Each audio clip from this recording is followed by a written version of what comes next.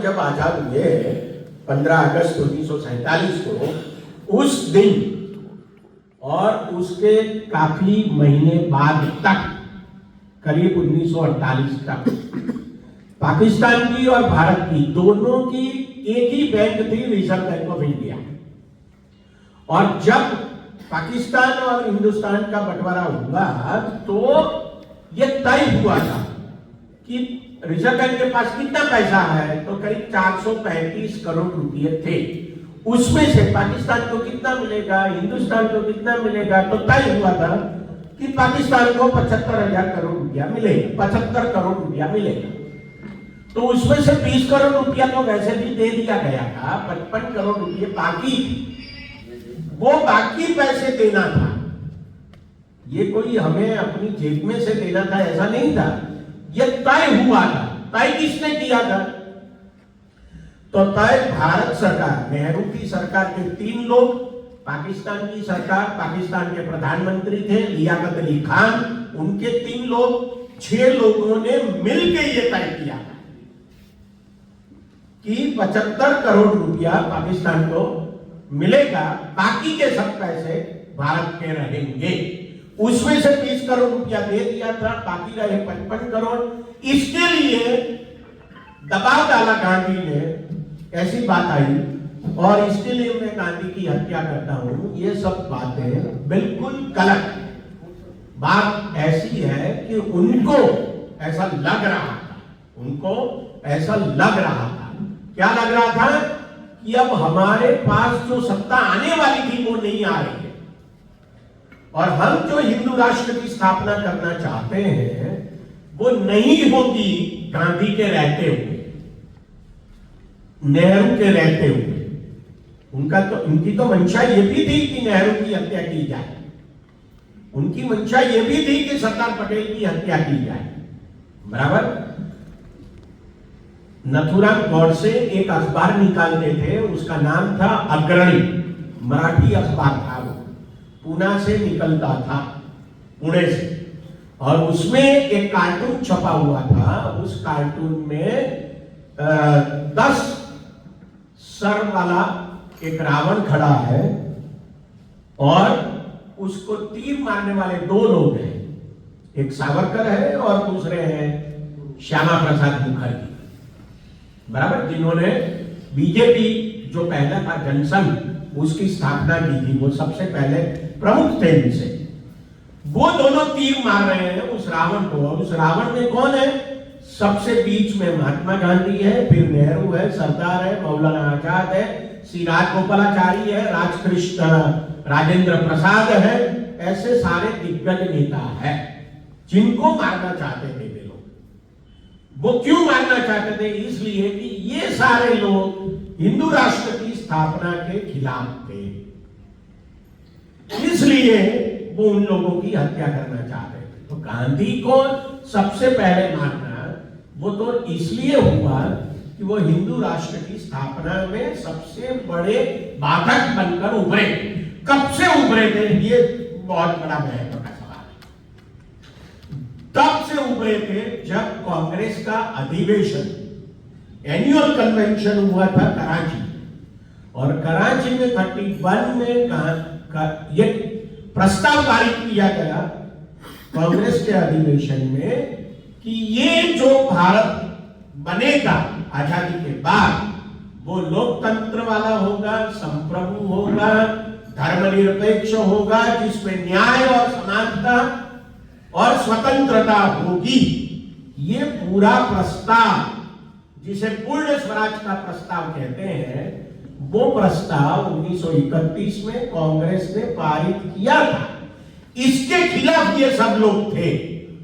कौन? नथुराम गौडसे, सावरकर, और पूरा आरएसएस और पूरी हिंदू महासभा, इन लोगों ने गांधी की हत्या की है। तो ये पूरा जो माहौल था उस समय को हमें समझना चाहिए। 55 करोड़ वाला कोई मामला था ही। गांधी ने जब अनशन किया दिल्ली, वो क्यों किया? हिंदू मुसलमानों के दंगे हो रहे थे, उसकी शांति की स्थापना के लिए गांधी ने अनशन किया था। 55 करोड़ रुपये देने के लिए, दबाव डालने के लिए नहीं किया था अनशन। अनशन जब शुरू हुआ तब भी गांधी ने ये नहीं किया, कहा कि मैं 55 करोड़ रुपए के लिए ये अनशन कर रहा हूं। अनशन जब खत्म किया 18 जनवरी को, तब भी नहीं किया उन्होंने ये निवेदन कि मैं इसके लिए कर रहा हूं। न कहीं अखबारों में उस जमाने में आया है, न कहीं ऐसा कोई प्रस्ताव पारित किया गया है, तो फिर 55 करोड़ का मामला आया कैसे? ये बात हमें ठीक तरीके से समझनी चाहिए। दूसरी बात मैं ये कहना चाहता हूं कि हम ऐसा हमेशा बोलते रहते हैं कि भारत का बंटवारा हुआ है ना, हम हमें बोलते हैं ना, भारत ना भागला गया, देश का बंटवारा हुआ। मैं ऐसा समझता हूं, मैं जहां तक मेरा ज्ञान है, बहुत कुछ पढ़ा है मैंने, इसके बाद मैं कह रहा हूं, बराबर, इस देश का बंटवारा हुआ ही नहीं, क्योंकि ये देश था ही नहीं। समझ गया? आज जो भारत का नक्शा बना है, वो नक्शा किसने बनाया? वो तो कांग्रेस ने बनाया। 1950 में 26 जनवरी के दिन बनाया। 15 अगस्त 1947 को ये नक्शा नहीं था। 26 जनवरी 1950 के दिन ये नक्शा बना। वो किसने बनाया? वो तो नेहरू की सरकार ने बनाया, वो कांग्रेस की सरकार ने बनाया। उसके पहले, मतलब 26 जनवरी 1950 के पहले, आप मुझे 5000 साल का इतिहास देख लीजिए, कहीं भी ऐसा नक्शा हो तो मुझे बताइए, बताइए आप कहीं भी। भगवान राम का जो राज्य, भगवान राम हुए नहीं हुए वो अलग बात छोड़ो, लेकिन राम का जो राज्य था, अयोध्या का राज्य, उसका नक्शा देखा है आपने? अब देखिए तो पता चलेगा वो गुजरात से भी छोटा है, पूरे हिंदुस्तान का है ही नहीं। उस राज्य का नाम था कौशल। वो कौशल देश का आप अगर नक्शा देखें अयोध्या का, जिसकी राजधानी अयोध्या थी, उसका नक्शा देखिए, आप पता चलेगा आपको। आप पूरे हिंदुस्तान का इतिहास देख लीजिए, जिसे हम इंडिया बोलते हैं, भारत बोलते हैं, उसका 5000 10,000 सालों के इतिहास में कभी ऐसा नक्शा हुआ नहीं। तो बंटवारा किसका हुआ? बंटवारा उसका हुआ कि जो अंग्रेजों के पास जो हिंदुस्तान था प्रदेश, उसका बंटवारा हुआ। और बाद में ये राजाओं को कहा गया कि तुम्हें जहां जाना हो वहां जाइए। आपको अगर पाकिस्तान में जाना हो तो पाकिस्तान में जाइए, आपको अगर हिंदुस्तान में जाना होगा आप हिंदुस्तान में जाइए। तो सबसे पहली बात तो यह है, बराबर, कि भारत था ही नहीं, इसलिए भारत का बंटवारा हुआ ही नहीं। जो हुआ है वो ब्रिटिश इंडिया का बंटवारा हुआ है, बराबर। तो इसके नाम पर अगर आपको यह कहा जाए कि ये मुसलमानों ने करवाया, ये इन लोगों ने, मुस्लिम लीग ने करवाया, या आपको यह कहा जाए कि ये नेहरू की गलती है, ये गांधी की गलती है, ये कांग्रेस की गलती है कि देश का बंटवारा हुआ, तो ये सब गलत है। कांग्रेस ने कभी ये नहीं चाहा था कि देश का बंटवारा हो, ये पहली बात। 1940 में मुस्लिम लीग ने ये तय किया था, उसका प्रस्ताव किया था कि पाकिस्तान बने। कांग्रेस ने 1946 में 47 में ये तय किया, प्रस्ताव किया कि हाँ चलो मान लो।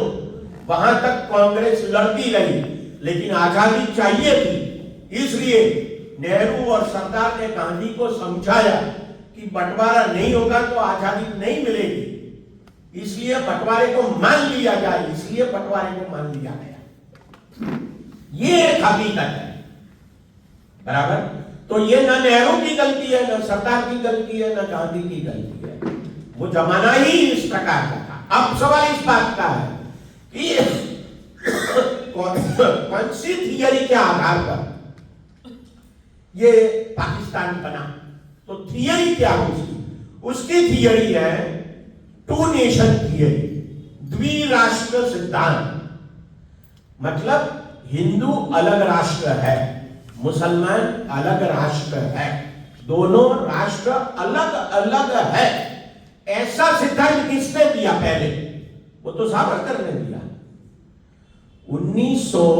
1923 में उन्होंने एक किताब लिखी जिसका जिक्र मैंने अभी अभी किया, Hindutva, who is a Hindu. उसमें उन्होंने ये कहा कि हिंदू एक अलग राष्ट्र है, मुसलमान एक अलग राष्ट्र है। उसके बाद मुस्लिम लीग ने 1940 में, मतलब 17 साल के बाद मुस्लिम लीग ने पाकिस्तान चाहिए ऐसा प्रस्ताव दिया। तो हिंदू और मुसलमान अलग अलग राष्ट्र है, इसलिए अलग अलग प्रदेश चाहिए, ऐसा सिद्धांत तो पहले सावरकर ने दिया है, कांग्रेस ने नहीं दिया। अच्छा, दूसरी बात, सावरकर के चलते जो आरएसएस के दूसरे सरसंघचालक बने हेडगेवार के बाद, माधव सदाशिव गोलवलकर, उन्होंने जो किताब लिखी उसमें भी उन्होंने इसी का समर्थन किया, वो भी चाहते थे। तो दो राष्ट्र हैं हम,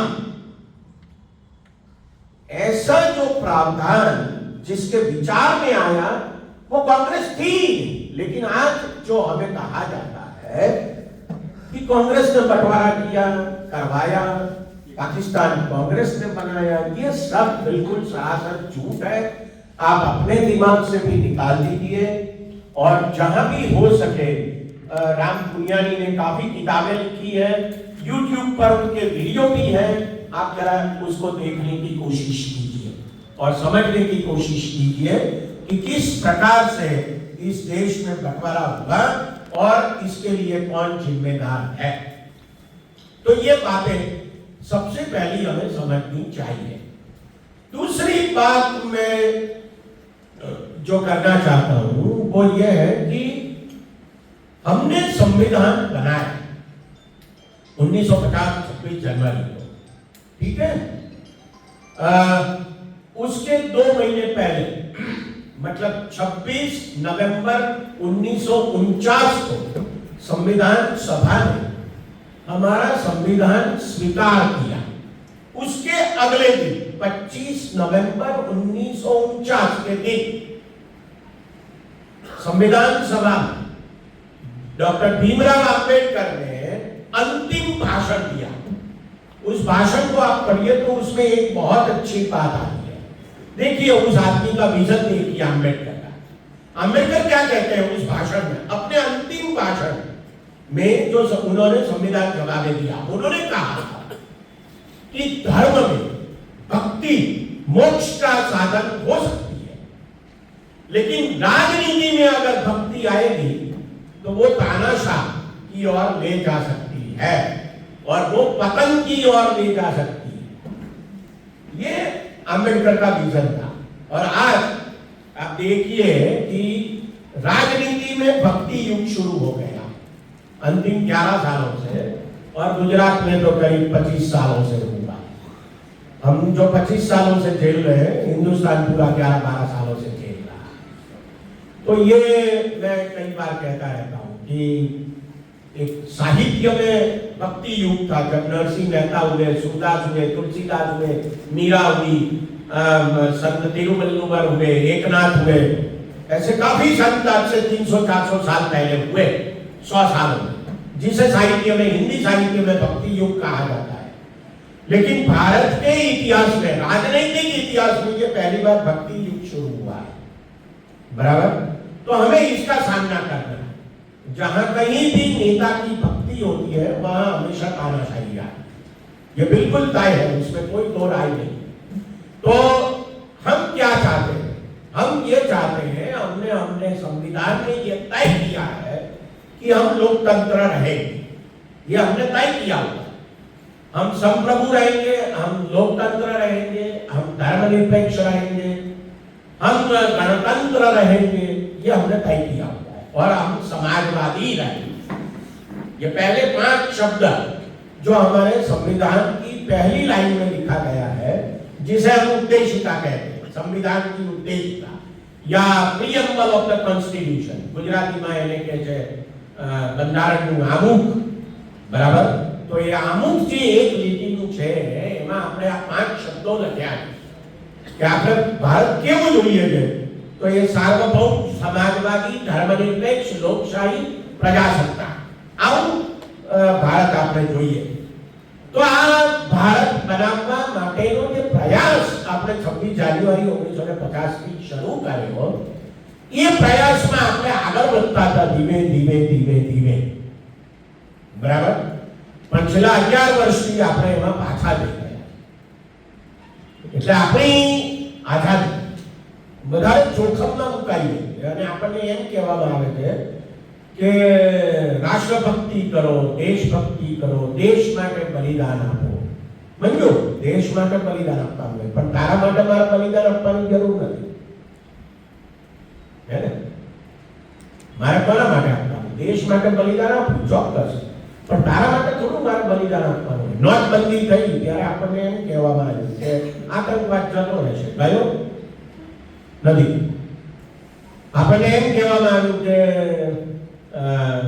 કાળું નાનું આપણે જતું રહેશે, ડૂબી જશે, નકલી નોટો જતી રહેશે, કશું થયું નહીં આપણને, બરાબર. 165 જણા લાઈનમાં ઊભા આખા દેશમાં નોટબંધી વખતે મરી ગયા અને એમને આપણને એમ કહેવામાં આવ્યું કે તો બધા દેશભક્ત હતા એટલે મરી ગયા, કારણ કે અમને દેશભક્તિ કરી કહેવાય. અરે ભાઈ, તું લાઈનમાં ઊભો રહે અને તું મરી જા, મારા ઘરમાં તારો ફોટો લટકાઈશ ને હાર પહેરાઈશ, તું મરી જા ને બાપા, મને શું કરવા કે તું મરી જા. ये हमारे लिए सबसे बड़ी महत्व की बात है, बराबर. तो एक बहुत जाણીતો સાહિત્યકાર છે અંગ્રેજીનો, સેમ્યુઅલ જોન્સન. એણે એવું કહ્યું કે આ દેશભક્તિ, રાષ્ટ્રભક્તિ એ હરામખોર લોકોનો છેલ્લો આશરો હોય છે. રાષ્ટ્રભક્તિ એ હરામખોર લોકોનો છેલ્લો આશરો હોય છે, બીજું કશું ના સૂઝે ને એટલે રાષ્ટ્રભક્તિનો મુદ્દો લઈ આવે.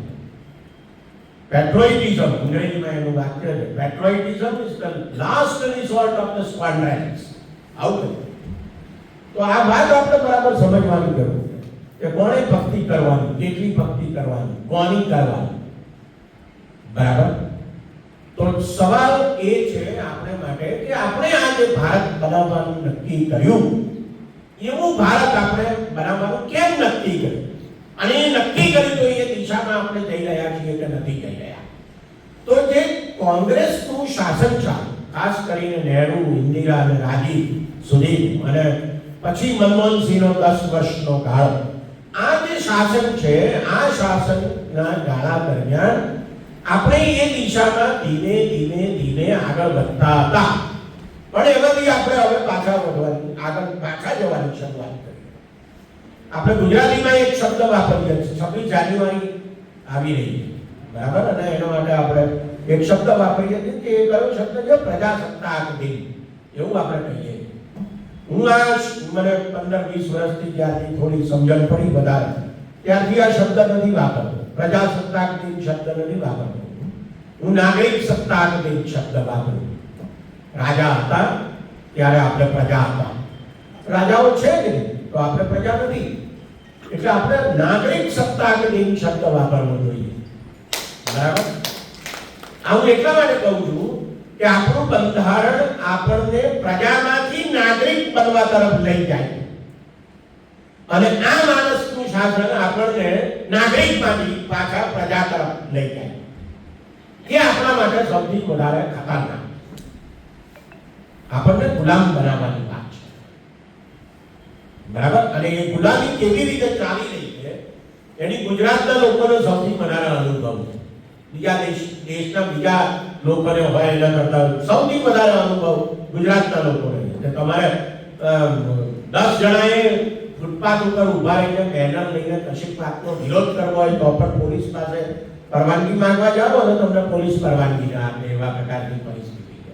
તમે સરઘસ કાઢો તો તમને પકડી જાય, તમને અંદર પૂરી જાય, તમારી સામે ખોટા ખોટા કેસ કરે, પત્રકારોને ડરાવે, પત્રકારો સામે કેસ કરે, બરાબર. હમણાં એક પત્રકારે એક યુનિવર્સિટીના વાઇસ ચાન્સેલરની નિમણૂક ખોટી થઈ ગઈ, ખોટા દસ્તાવેજોના આધારે થઈ ગઈ, અથવા દસ્તાવેજો સાચા છે પણ દસ્તાવેજો ખોટી રીતે ઊભા કરવામાં આવ્યા છે એમ કહીને એની સામે એક પત્રકારે પોતાની ચેનલ ઉપર, YouTube ચેનલ ઉપર વાત કરી, તો એની સામે 10 કરોડ રૂપિયાનો બદનક્ષીનો કેસ કરી નાખ્યો. તમે એ નથી કહેતા કે આ વાત સાચી છે કે ખોટી છે, બરાબર, પણ તમે એ કહો છો કે અમે તમારી સામે કેસ કરીએ.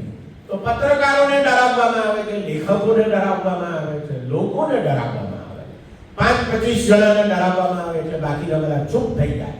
એવા પ્રકારની વ્યૂહરચના અપનાવવામાં આવી રહી છે એ આપણને સૌને અનુભવ છે. એટલે આ દેશમાં અત્યારે લોકશાહીનો ખાત્મો બોલાઈ રહ્યો છે. જુઓ તમે એક વસ્તુ યાદ રાખો, આપણને એમ કહેવાય દેશની આઝાદી મહત્વની, આવું આપણને કહેવામાં આવે. દેશ તો આઝાદ છે, બરાબર. 15 ઓગસ્ટ 1947 આઝાદ થયો, પછી અત્યાર સુધી આઝાદ છે. અને હવે પહેલા જેવો ગુલામ હતો એવો ગુલામ થવાનો નથી, લખી રાખો. એ ઇતિહાસ ગયો, એ પતી ગયો. એવો ઇતિહાસ પાછો નથી આવવાનો કે ગોળાઓ આપણે ત્યાં આવે કે ચાઇનીઝ લોકો આપણે ત્યાં આવે ને આપણને ગુલામ બનાવે. એ જમાના જતા રહે. સવાલ એ છે કે આપણે આઝાદ દેશમાં ગુલામ છીએ કે કેમ? આ મહત્વનો મુદ્દો. તો દેશ તો આઝાદ છે, પણ આપણને ગુલામ બનાવવાનો કારસો અત્યારે રચાઈ રહ્યો. અને યાદ રાખો કે દેશ આઝાદ હોય, લોકો ગુલામ હોય, એવી તો દુનિયાની 80% પ્રજા છે 800 કરોડમાં. ચીન આઝાદ છે, બરાબર, પણ ચીનમાં તાનાશાહી છે, સર્વત્યાચારી. તો ચીનના લોકો ગુલામ છે, 150 કરોડ લોકો ગુલામ છે, ચીન આઝાદ છે, બરાબર. અને આવા દુનિયામાં 800 કરોડમાંથી 600 કરોડ લોકો છે કે જેમના દેશો આઝાદ છે પણ લોકો ગુલામ. તો આપણે શું ઈચ્છ્યું હતું? આપણે તો એમ ઈચ્છ્યું હતું કે માણસો આઝાદ થાય, લોકો આઝાદ થાય. એને માટે આપણે આ બંધારણ બનાવ્યું, બરાબર.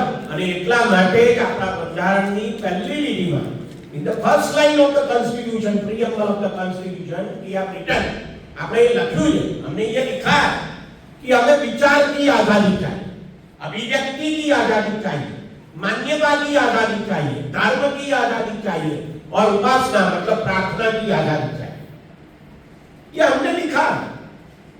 इसमें सबसे पहला शब्द है विचार की आजादी, फ्रीडम ऑफ थॉट. इसका मतलब क्या? मैं आदमी हूं, मनुष्य हूं, तो मुझे विचार आता ही है. आपको भी अभी आप मेरी बात सुन रहे हैं, लेकिन आपका विचार कहीं और चलता हो, ऐसा हो सकता है कि नहीं? हो सकता है.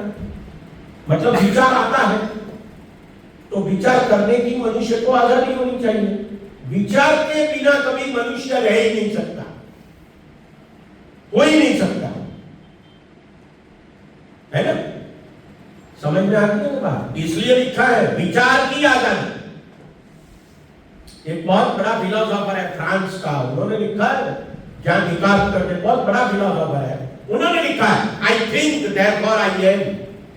मैं सोचता हूं इसलिए मैं मनुष्य हूं, मेरा अस्तित्व है.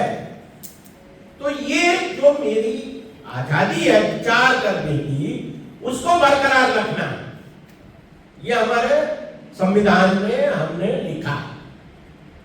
सबसे पहला शब्द है ये विचार की आजादी. दूसरा शब्द है अभिव्यक्ति की आजादी. मतलब मैं विचार करता हूं तो मैं लिखूं, मैं बोलूं, मैं नाटक लिखूं, मैं कविता लिखूं, मैं कहानी लिखूं, मैं लेख लिखूं, मैं फिल्म बनाऊं, कुछ भी करूं. मैं YouTube पर बोलूं, मैं Facebook पर लिखूं, WhatsApp पर लिखूं, Instagram पर लिखूं, किसी भी तरह मेरे विचार की अभिव्यक्ति करने की मुझे आजादी है.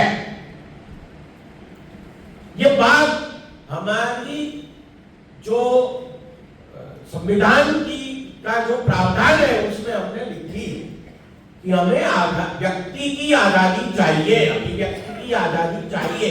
और संविधान की जो आर्टिकल है अनुच्छेद 19, उसमें हमने लिखा है वाणी और अभिव्यक्ति की आजादी. मैं आपको एक किस्सा सुना. महाराष्ट्र में मुंबई में आपको मालूम होगा बाल ठाकरे करके एक बहुत बड़ा शिवसेना के नेता थे, उद्धव ठाकरे के पिता थे. वो मर गए तो उनकी अंतिम क्रिया मुंबई में शिवाजी पार्क नाम के एक बहुत बड़ा मैदान है उसमें होने वाली थी दूसरे दिन. तो जब होने वाली थी उनकी अंतिम क्रिया, अंतिम अग्नि संस्कार होने वाला था, तो उनका घर करीब 8 किलोमीटर दूर था। तो 8 किलोमीटर जो स्मशान यात्रा चली उस दिन, उस वक्त ऐसा कहा जाता है कि उसमें 20 लाख लोग शामिल हुए। लेकिन उस वक्त, मतलब उस दिन, जिस दिन ये अंतिम संस्कार था, उस दिन पूरा बंबई, 2.5 करोड़ की आबादी वाला बंबई बंद हो गया, बंद हो गया। आपको पान भी नहीं मिलेगा, आपको सिगरेट भी नहीं मिलेगी, आपको चाय भी नहीं मिलेगी, सब बंद। बराबर। उस वक्त एक लड़की, उसने सोचा, उसके दिमाग में विचार आया, ये एक आदमी मर जाता है, उसमें ये 2.5 करोड़ का शहर बंद क्यों हो जाता है? उसके दिमाग में विचार आया, उसने फेसबुक पर लिखा, ये 2.5 करोड़ की आबादी वाला शहर, इकबाल ठाकरे नाम का आदमी चल बजा, उसमें बंद क्यों हो जाता है? किसी उसकी एक दोस्त थी, उसने लाइक किया, और 2-4 लोगों ने भी लाइक किया, बात तो सही है, शहर क्यों बंद हो जाता है?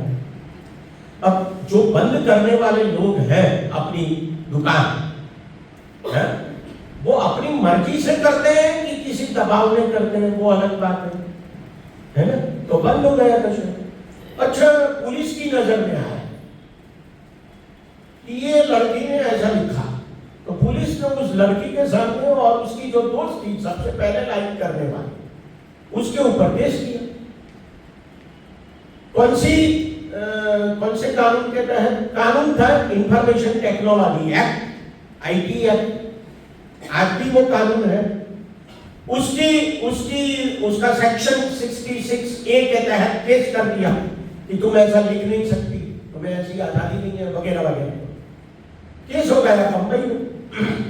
उसके बाद दिल्ली में एक ऐसी 27-28 साल की लड़की थी, उसके पिताजी सुप्रीम कोर्ट के वकील थे, तो उन्होंने अपने एडवोकेट पिताजी के साथ मिलकर सुप्रीम कोर्ट में केस किया और कहा कि ऐसा लिखने की आजादी हमें है, तो ये जिस सेक्शन 66A के तहत ये केस किया गया है वो गलत है और हमें ऐसी आजादी होनी चाहिए। केस चला सुप्रीम कोर्ट में और सुप्रीम कोर्ट ने ये तय किया कि हाँ, ऐसी आजादी होनी चाहिए, 66A गलत है, तो हमें आजादी है। आप लिखिए, कुछ भी लिखिए, आप कुछ भी बोलिए। ये ऐसा क्यों हुआ? क्यों सुप्रीम कोर्ट ने ये 66A IT एक्ट की में से निकाल दिया? क्यों निकाल दिया? एक कि सुप्रीम कोर्ट को ऐसा अधिकार है, यह अधिकार किसने दिया? ये संविधान ने दिया। अब देखिए जरा किस तरीके से काम हो रहा है इस देश में। ये अधिकार किसने दिया सुप्रीम कोर्ट को? संविधान। अच्छा, वो लड़की ने सुप्रीम कोर्ट में केस किया कि ये जो कानून पास किया गया है, हमारी संसद ने किया है पास, उसमें ये जो सेक्शन है 66A, वो हमें जो हक मिलता है वाणी और अभिव्यक्ति की आजादी का, उसके खिलाफ है, इसलिए आप उसे निकाल दीजिए।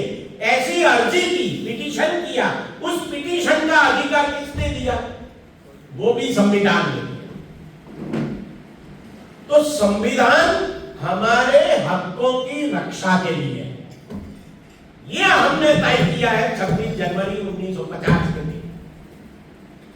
यहां कोई हम मनुष्य, हम कोई मच्छर थोड़े ही है कि इस प्रकार से मार डाले हमें सरकार।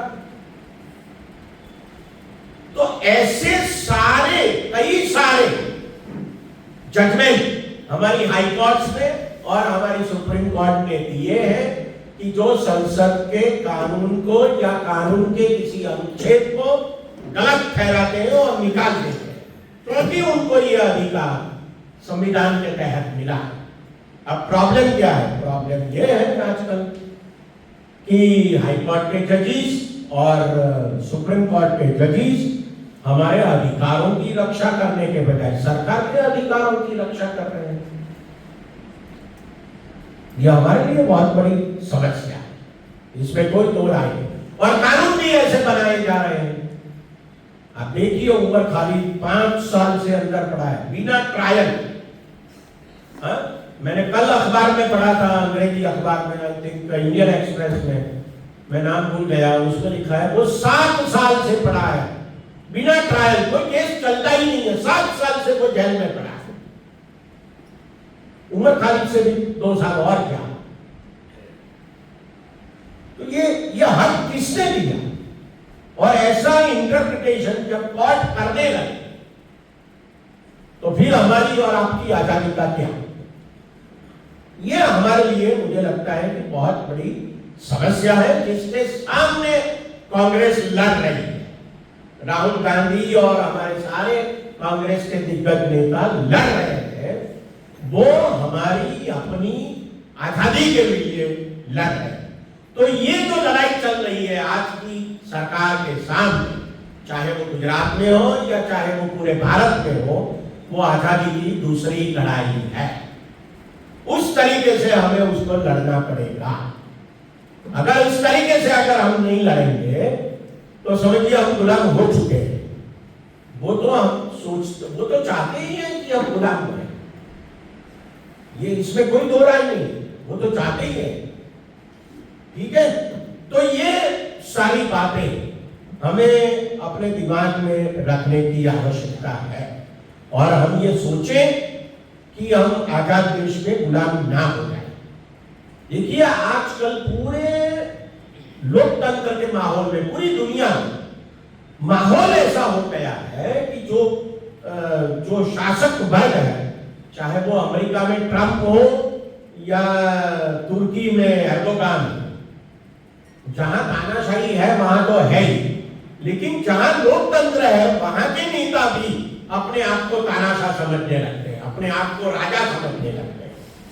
देखिए अभी जो डोनाल्ड ट्रंप कर रहा है 1 साल से, आप अखबार पढ़ेंगे या कुछ यूट्यूब वगैरह देखेंगे तो पता चलेगा अमेरिका में एक मूवमेंट, एक आंदोलन खड़ा हुआ। उसका नाम क्या है मालूम है? उसका नाम है नो किंग्स, राजा नहीं, नो किंग्स। ऐसा एक आंदोलन शुरू हुआ। मतलब डोनाल्ड ट्रंप अगर ये समझता है कि मैं राजा हूं तो हम उसके खिलाफ है ना। तो मुझे भी अधिकार है ना कि भैया तू 8,000 करोड़ रुपए के विमान में क्यों बैठता है? तुझसे तो ज्यादा बूढ़े थे मनमोहन सिंह, उनको ज्यादा सहूलियत चाहिए थी, फिर भी वो 250 करोड़ के विमान में सारी दुनिया में घूमते थे, जहां भी जाना होता था जाना था। तो तू क्यों 8,000 करोड़ के रुपये में विमान में बैठता? ये सवाल पूछने का मुझे अधिकार है कि नहीं है? क्योंकि ये पैसा किसका है? मेरा है, आपका है, हम सबका है। तो ये पूछने का अधिकार है। अब सवाल ये सरकार चाहती है नहीं, आप पूछो ही। ये कमाल का है, ये पूछना ये हमारा अधिकार है।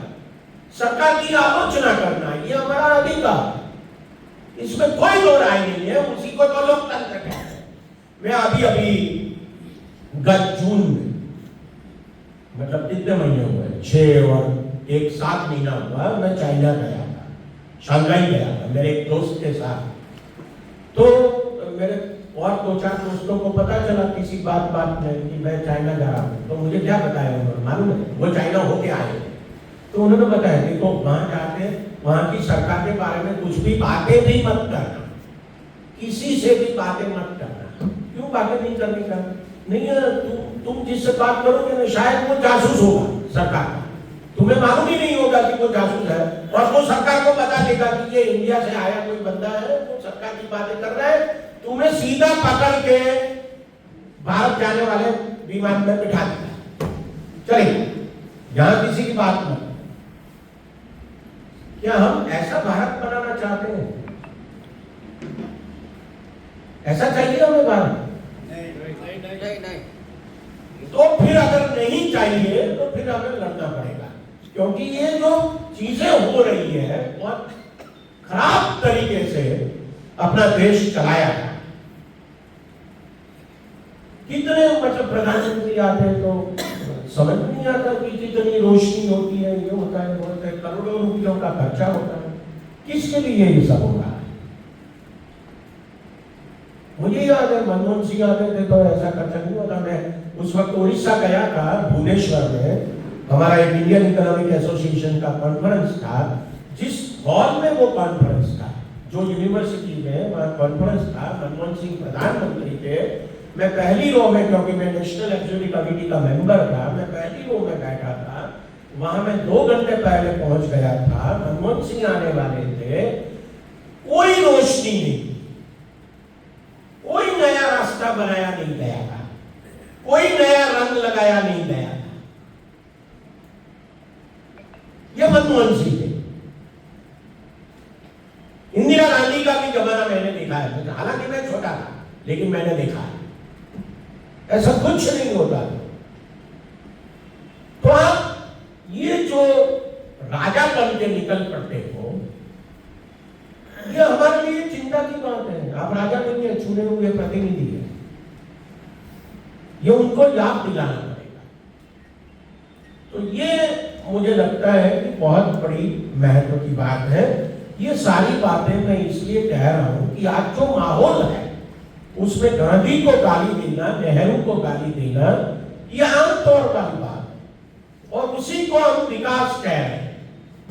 तो थोड़ी सी बातें हम विकास के बारे में करें, क्योंकि आजकल देश के विकास के बारे में बहुत हो रही है बात। आपको मालूम होगा कि पूरे हिंदुस्तान में 2014 में जब चुनाव हुआ लोकसभा का, तो गुजरात का मॉडल रखा गया सब लोगों के सामने, पूरे हिंदुस्तान। देखिए, गुजरात में विकास मैंने इस तरीके से किया है, पूरे हिंदुस्तान में मैं इस तरीके से विकास करने वाला, ऐसा कहा गया उस वक्त। मुझे मालूम है, मैं उस वक्त बनारस भी गया था, इलाहाबाद भी गया था, जयपुर भी गया था, हैदराबाद भी गया था। मुझे मालूम है वहां इसी तरीके से बातें हो रही थी और गुजरात के मॉडल को रखा गया।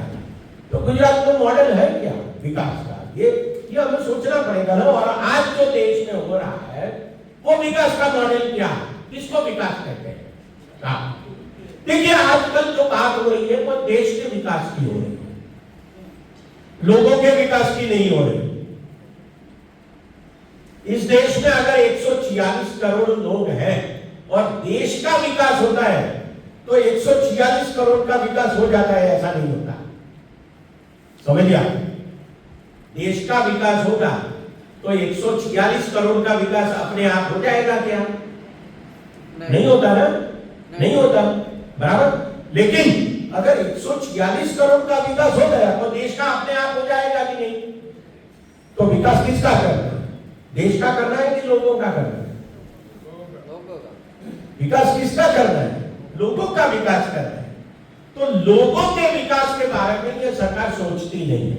आप ठीक तरीके से समझ लीजिए, आप ये सरकार लोगों के विकास के बारे में नहीं सोचती, ये थोड़ा थोड़ा सोचना पड़ता है। इसकी वजह क्या है? 5 किलो अनाज देना पड़ता है मुफ्त में हर महीने गरीब परिवार को, 80 करोड़ लोगों को देना पड़ता है। क्यों देना पड़ता है? जब चुनाव आता है तो पेट्रोल का दाम कम किया जाता है, सीएनजी का दाम कम किया जाता है। ऐसा क्यों करना पड़ता है? इसलिए कि चुनाव आता है। चुनाव क्यों आता है इस देश में, ये बताइए आप। चुनाव हर 5 साल इसलिए आता है कि वो संविधान में लिखा हुआ। अगर ये संविधान में लिखा हुआ नहीं होता तो ये बंदा तुम्हें चुनाव देता है, ऐसा आप समझते हो क्या? वो तो राजा बनना चाहता है। तो संविधान में चुनाव है, इसलिए चुनाव है। अब वो क्या सोचता है? देखिए, हर 5 साल चुनाव आते हैं। किस किस के चुनाव आते हैं? पंचायत का चुनाव आता है या पालिका का चुनाव आता है हर 5 साल। 5 साल विधानसभा का चुनाव आता है, 5 साल के बाद लोकसभा का चुनाव आता है। अब वो क्या कह रहे हैं कि विधानसभा का चुनाव और लोकसभा का चुनाव दोनों एक साथ कर लें। क्यों भैया? 5 साल में 3 चुनाव आते हैं कि नहीं? पंचायत का या पालिका का, फिर विधानसभा का, फिर लोकसभा का। मतलब लोकसभा का चुनाव आ गया, तुम प्रधानमंत्री बन गए, तो 2.5 साल के बाद या 2 साल के बाद किसी भी राज्य में विधानसभा का चुनाव आएगा कि नहीं आएगा? आएगा ना। अभी बिहार में आया, हर एक को 10-10 हजार दिया महिला को। अगर बिहार में विधानसभा का चुनाव ही नहीं आता तो 10 हजार देते। तो अच्छी बात है ना कि 5 साल में चुनाव आता है विधानसभा का। पंचायत का चुनाव ही नहीं होता। आजकल अहमदाबाद में बहुत सारे रास्ते अच्छे हो रहे हैं। क्यों? विधानसभा के चुनाव को तो अभी 2 साल बाकी है, लेकिन पालिका का चुनाव आ रहा है। तो 5 साल में 3 चुनाव आए तो अच्छी बात है, उसमें कौन सी बड़ी बात है? प्रॉब्लम क्या है तुम्हें चुनाव से? हाँ? दूसरी बात, हमेशा ये कहा जाता है बार बार चुनाव आते हैं तो खर्चा बहुत होता है। मैं इकोनॉमिक्स का आदमी, अर्थशास्त्र, कितना खर्चा होता है भैया? देखिए 2019 में और 2024 लोकसभा के चुनाव के दौरान सभी प्रत्याशियों ने, मतलब उम्मीदवारों ने और पार्टियों ने जो भी खर्चा किया उस सब का टोटल 55,000 करोड़ रुपया था।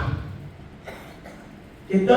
55,000 करोड़ रुपया एक लोकसभा चुनाव का। उसमें सब खर्चा आ गया, सरकार का भी खर्चा आ गया, मतलब चुनाव आयोग का भी खर्चा आ गया। वो तो बहुत कम है, 10,000 करोड़ रुपया, उससे भी कम। ठीक है, तो बाकी सब लोगों ने किया। ठीक है, 55,000 करोड़ किसके? लोकसभा। अब विधानसभा के सारे देश की सभी विधानसभाओं के चुनाव, उसमें उतना ही खर्चा होगा, उससे ज्यादा तो नहीं होगा। तो 55,000 को मिला दो, 55,000 मतलब 1,10,000 करोड़ रुपया, है ना। फिर पंचायत और पालिकाओं के चुनाव भी, उसमें भी उतना ही होगा, उससे ज्यादा तो नहीं होगा। तो 1,65,000 करोड़ रुपयों का चुनाव का खर्चा 5 साल में हुआ।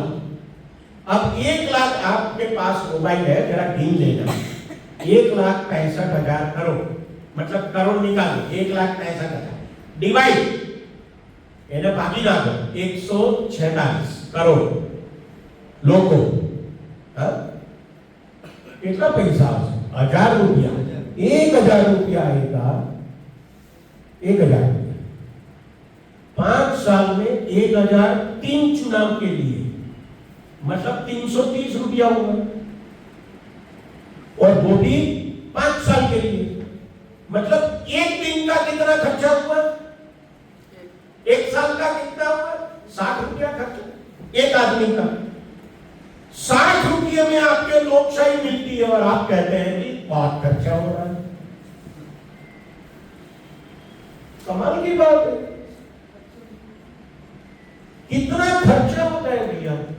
अरे आप कहेंगे नहीं वो पार्टी बहुत खर्चा करती है, हेलीकॉप्टर में नेता आते हैं, कोई क्या चवाना खिलाते हैं, धोती देते हैं, साड़ी देते हैं, देते तो धोती भी देने दो, साड़ी भी देने दो, जो देने दे, वो खिलाते हैं, पिलाने दो, खिलाने दो, सब खर्चा इसी में आ गया।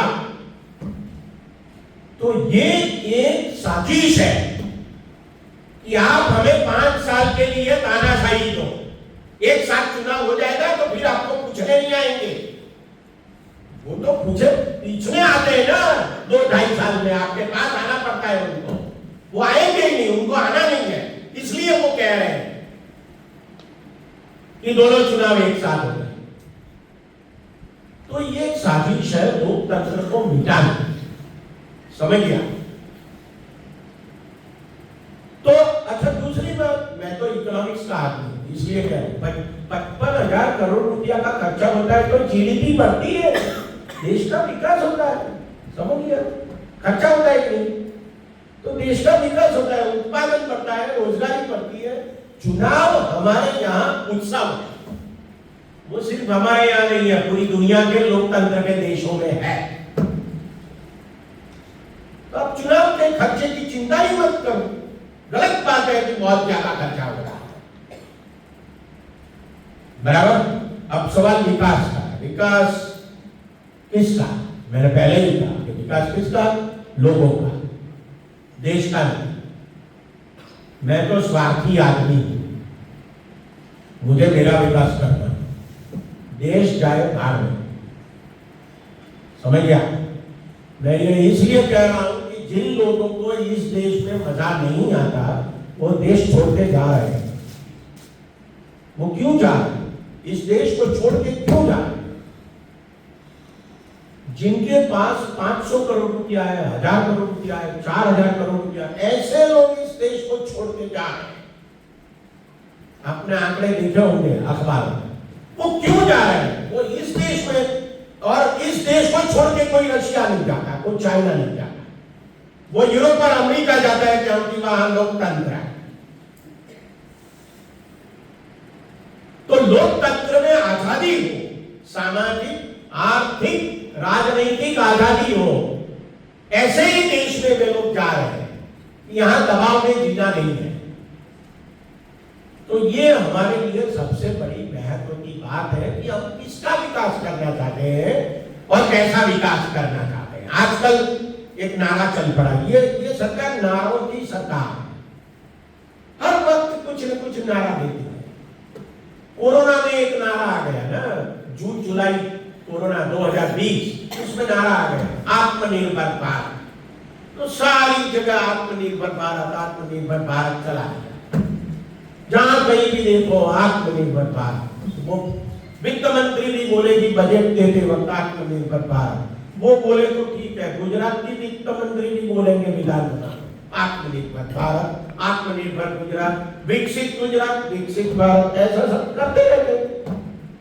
आत्मनिर्भर हुआ क्या? आत्मनिर्भर का मतलब क्या है?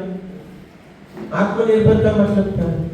कि भैया हमें जो भी खरीदना है बाजार में वो सब इस देश में पैदा हुआ हो, है कि नहीं? उस दिशा में हम आगे बढ़े। 5 साल हो गए, आगे बढ़े क्या? नहीं बढ़े। गलत बात है।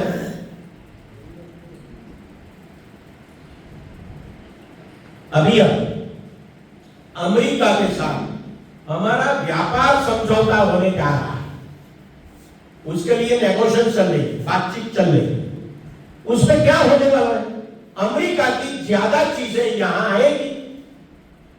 यूके के साथ, ब्रिटेन के साथ हमने समझौता कर लिया अगली जुलाई में, और अभी इस जुलाई में इसका अमल होने वाला है। यूके से हमारे यहां सेब आएंगे, सफरजन आवशे। तो આપણે હિમાચલમાં ને કાશ્મીરમાં સફરજન ઓછા પાકે, આપણે બહારથી સફરજન મંગાવીશું। યુકેના સફરજન આપણે ખાવાના તો વિકાસ થયો કહેવાય। આવું કોણ કહે છે? નરેન્દ્ર મોદી કહે। કેમ? અરે એની સરકાર તો એ સમજૂતી કરે છે યુકે સાથે, અને આવી સમજૂતી કોની સાથે થઈ? યુકે સાથે થઈ, જાપાન સાથે થઈ, દક્ષિણ કોરિયા સાથે થઈ, આસિયાના 10 દેશો સાથે થઈ, યુએઈ સાથે થઈ, યુનાઇટેડ આરબ અમીરાત એટલે અબુધાબી ને દુબઈ ને વગેરે સાથે થઈ। બરાબર? આવા 10 દેશો સાથે આવી સમજૂતીઓ છેલ્લા 5 વર્ષમાં થઈ છે। અને તમે કહો આત્મનિર્ભર ભારત। મનમોહન સિંહ જ્યારે વડાપ્રધાન પદેથી ગયા 2014 ના મે મહિનામાં, ત્યારે આ દેશનું વિદેશી દેવું લગભગ 400 અબજ ડોલર હતું। આજે કેટલું છે ખબર? 400 એ પહોંચતા કેટલા સમય લાગે? તો 1947 થી 2014। આજે ભારતનું વિદેશી દેવું, દેશની અંદરથી લીધેલું દેવું નહીં, વિદેશી દેવું 750 અબજ ડોલર છે। 750 અબજ ડોલર, 400 માંથી 750, લગભગ ડબલ થઈ ગયું માત્ર 11 વર્ષ। અને તમે કહો છો કે અમે આત્મનિર્ભર ભારત। तो क्या છે આત્મનિર્ભર ભારત? એ તો મને તમે બતાવો।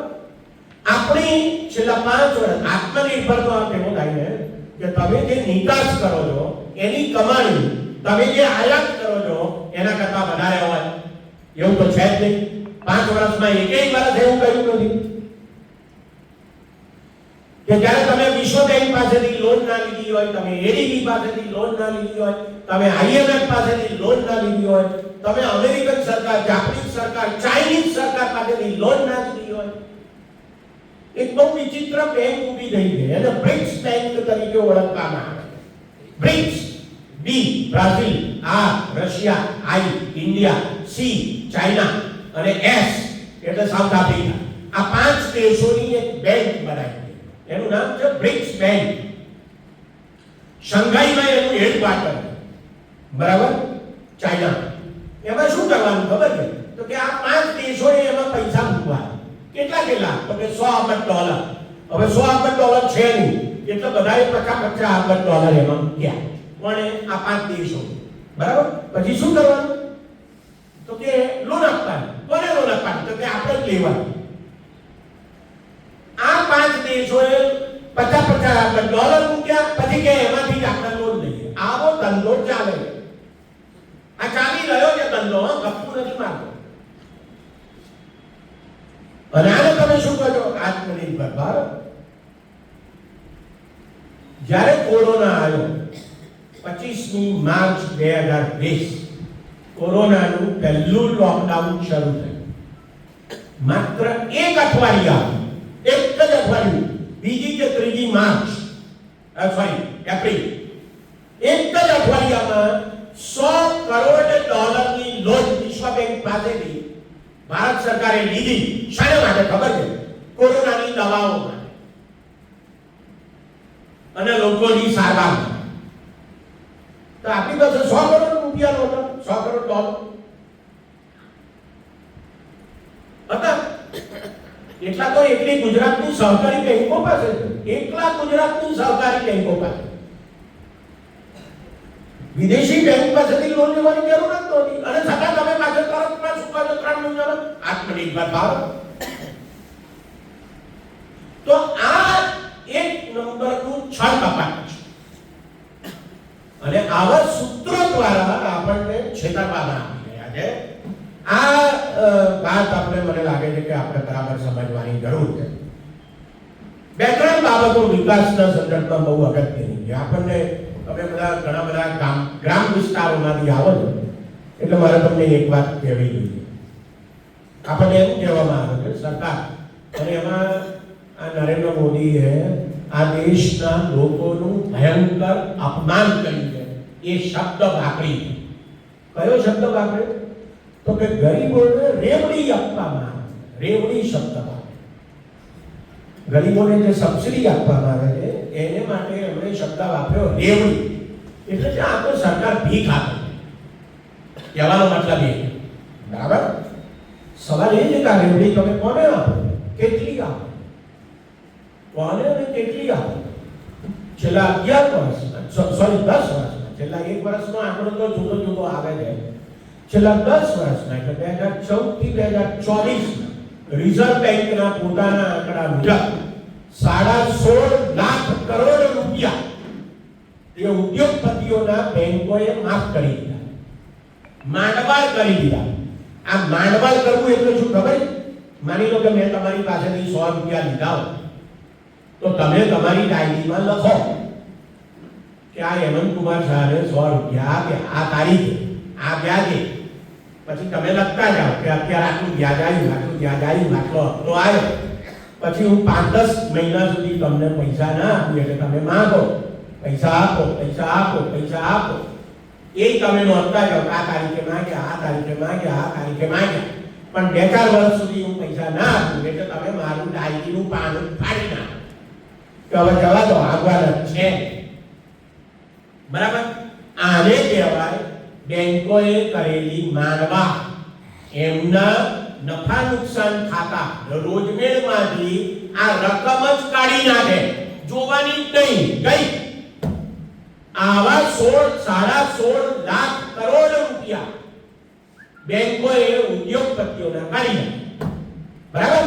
હવે 80 કરોડ લોકોને 5 કિલો અનાજ મફત આપવામાં આવે. એની પાછળ કેટલો ખર્ચ થાય? એની પાછળ કેટલો ખર્ચ? કોઈના આંકડો ખબર છે? 60,000 કરોડ રૂપિયા. 60,000. અને આને તમે રેવડી કહો? આને તમે શું કહો છો? રેવડી. અપમાન કરો છો તમે ગરીબો. એક બીજો અગત્યનો મુદ્દો, ખેડૂતોને સબસિડી. જે મિત્રો અહીંયા बैठा है ग्राम विस्तारों में, हमने मैंने खास हमेशा ऐसा कहा जाता है ना कि किसानों को बहुत पैसा दिया, बहुत पैसा। हर 3 महीने तक, हर बार महीने 2-2 हजार रुपया आता है। फिर ट्रैक्टर में सब्सिडी, खाद में सब्सिडी, दवाइयों में सब्सिडी, वगैरह वगैरह वगैरह। फिर राज्य सरकार भी सब्सिडी देती है वगैरह। ये सब बातें चलती है ना, कि किसानों को बहुत पैसा दिया। हकीकत क्या है? हकीकत मैंने आंकड़े निकाले।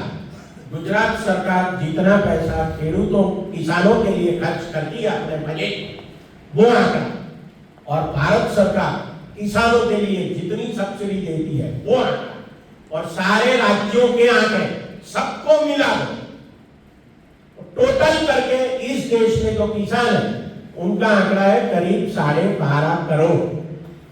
तो टोटल आंकड़ों को 12.5 करोड़ से विभाजित करो तो आंकड़ा आता है 40,000 रुपया। एक किसान, राज्य सरकार और भारत सरकार एवरेज हर साल कितना पैसा सब्सिडी देती है?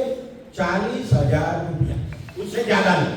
और वो हर किसान को मिलता है ऐसा नहीं है, लेकिन ये एवरेज है ना, औसतन है। ठीक है। अच्छा, इस देश में किसान कैसे है? तो कम से कम 92% 92% किसान ऐसे हैं जिनके पास 5 एकड़ से कम जमीन है, मतलब छोटे किसान। बराबर? ओके, याद रखिए। 12.5 करोड़ में से कम 10 करोड़ किसान ऐसे हैं जिनके पास 5 करोड़ से कम जमीन है। और इस देश में हर किसान को एक साल में 40,000 रुपये की सब्सिडी मिलती है, ज्यादा से ज्यादा। यह आंकड़ा ज्यादा वाला है, कम वाला नहीं, इससे कम हो सकती है। ओके। अब अमेरिका की बात करें। अमेरिका में एक किसान के पास एवरेज कितनी जमीन है? 446 एकड़। कितना? 446 एकड़। और अमेरिकन सरकार एक किसान को कितनी सब्सिडी देती है? 46 लाख रुपए। एक साल में 46 लाख रुपए की सब्सिडी अमेरिकन सरकार अमेरिकन किसान को देती है, जिसे हम किसान कह ही नहीं सकते, उसे कंपनी कह सकते हैं, क्योंकि वो 446 एकड़ का मतलब क्या आप जरा सोचिए। हाँ, 446 एकड़ एवरेज किसान की जमीन अमेरिका में। बराबर? और जो उनको सब्सिडी मिलती है वो अमेरिकन सरकार से, उसमें सारी सब्सिडी आ गई, निर्यात के लिए भी सब्सिडी आ गई, वो होती है 46 लाख रुपये। अब आपका 40,000 रुपया, उनके 46 लाख रुपये, आपकी 5 एकड़ 2 एकड़ 3 एकड़ जमीन, उनकी 446 एकड़ जमीन। और फिर डोनाल्ड ट्रंप या अमेरिका का कोई भी प्रेसिडेंट हो, वो हमारे प्रधानमंत्री को कहता है नहीं नहीं, भारत का किसान और अमेरिका का किसान हरीफाई करें, स्पर्धा करें। हो सकती है स्पर्धा क्या? मेरे और दारा सिंह के बीच कोई कुश्ती हो सकती है क्या? दारा सिंह मालूम है? कुश्ती बात था। आप कहेंगे कि हेमंत भाई आप जरा दारा सिंह से कुश्ती करिए। अरे यार, मैं स्पर्धा में चलूं, उसके साथ कुश्ती करूं, शुरू करूं, उससे पहले आप कह सकेंगे कि दारा सिंह जीत गए। तो कौन जीतने वाला है इस स्पर्धा से, इस कंपटीशन से? अमेरिका का किसान जीतने वाला है। और उसी के साथ अभी समझौता हो रहा है, क्योंकि डोनाल्ड ट्रंप कह रहा है कि हमारा कपास आपके यहां और सस्ता है, हमारा हार्ली डेविडसन बाइक, जो जिस बाइक की कीमत 25 लाख रुपया है। अरे मत लो ऐसी बाइक यार, सचिन तेंदुलकर वो बाइक नहीं चलाएगा तो क्या मर जाएगा? 10 करोड़ की कार, 25 करोड़ की कार कौन लेता है इस देश में? उसको आयात मत करो। क्योंकि हमारा डॉलर जाता है, वो खरीदने वाला है कौन इस देश? तो ये विकास हम किसका कर रहे हैं? मुझे कोई एतराज नहीं है इस अहमदाबाद में रिवर फ्रंट बन जाए, मुझे कोई एतराज नहीं है कि बहुत बड़े बड़े फ्लाईओवर हो जाए, मेट्रो ट्रेन आ जाए, बहुत बड़े नेशनल हाईवे, स्टेट हाईवे हो जाए, मुझे कोई एतराज नहीं, हम उसे विकास मानने के लिए तैयार। लेकिन सवाल इस बात का है कि उसको बनाने वाला जो मजदूर है, उस मजदूर की जिंदगी में कोई फर्क हुआ कि नहीं हुआ, उसे विकास कहते हैं। अब देखिए ये सरकार क्या कर रही है, मनरेगा को हटा दिया और नई जी राम जी करके योजना लाए, पता नहीं कि वो किस प्रकार की है, अभी उसका अमल शुरू होगा तो पता चलेगा। मनरेगा को जब वो बंदा इधर था, गुजरात का मुख्यमंत्री था, तो क्या बोल रहा था, उन्होंने संसद में जाके लोकसभा में क्या बोला था, खाड़ा खुदवाओ, खाड़ा गिराओ और भरवाओ, उसी को ये मनरेगा लाए हैं कांग्रेस वाले। 60 साल में यही किया, तो क्यों चलाई 10 साल?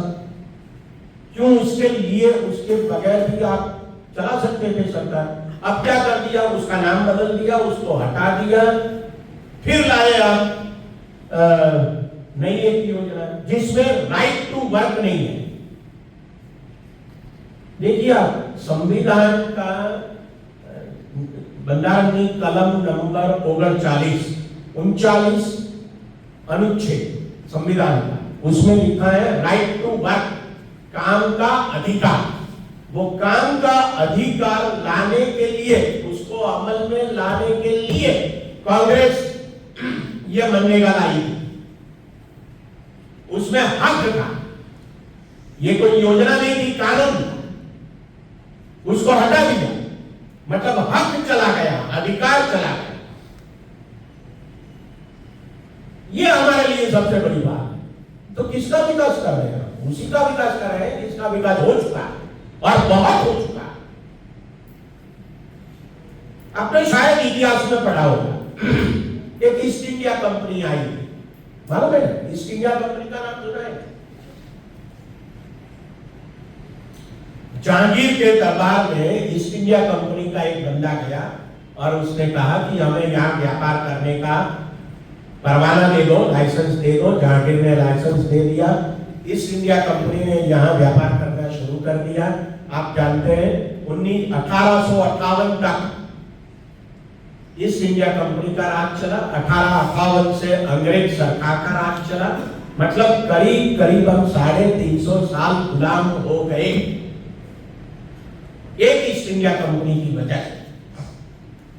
आज भारत में 5400 से ज्यादा विदेशी कंपनियां है।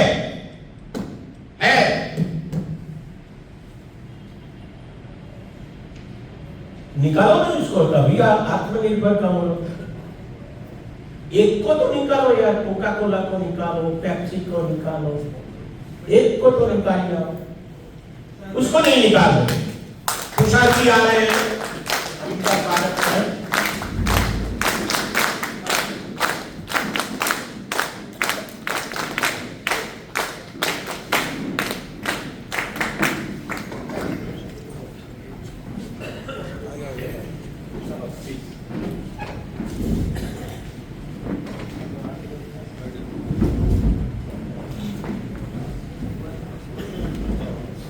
મિત્રો બેસી જાઓ, આપણી વચ્ચે આપણે જેની આતુરતાપૂર્વક રાહ જોતા હતા, તુષારભાઈ આમ તો વહેલા આવી નીચે બેઠા હતા, અમે કહ્યું તમે ચા બા પી ફ્રેશ થઈ પછી આવો, ત્યાં સુધી હેમંતભાઈની વાત બરાબર ચાલતી હોય એટલે બંને સચવાય। આપણી વચ્ચે તુષારભાઈ આવ્યા છે, હું સેવાદળના અધ્યક્ષ પ્રગતિભાઈને વિનંતી કરીશ કે હા બંને તો પછી બંનેને કે પહેરાવીને અને સૂતરની આંટીથી સ્વાગત કરશે। હેમંતભાઈનું સ્વાગત થઈ ચૂક્યું છે એટલે હા।